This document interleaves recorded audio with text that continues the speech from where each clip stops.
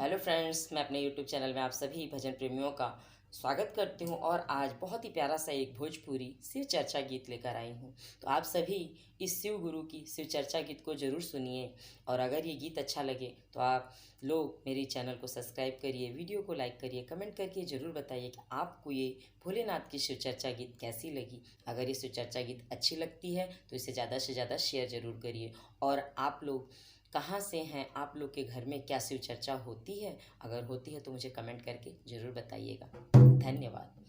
चला चली ढईल डहरिया हो भोले बाबा के नगरिया, चला चली ढईल डहरिया हो भोले बाबा के नगरिया, बाबा के नगरिया भोले बाबा के नगरिया, चला चली ढईल डहरिया हो भोले बाबा के नगरिया,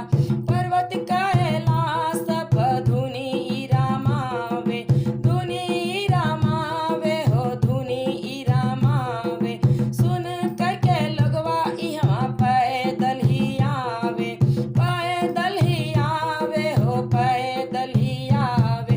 जहाँ पे बसा बयलवा हो भोले बाबा के नगरिया, जहाँ यहाँ पे बयला बसहवा हो भोले बाबा के नगरिया, चला चली धईल डहरिया हो भोले बाबा के नगरिया,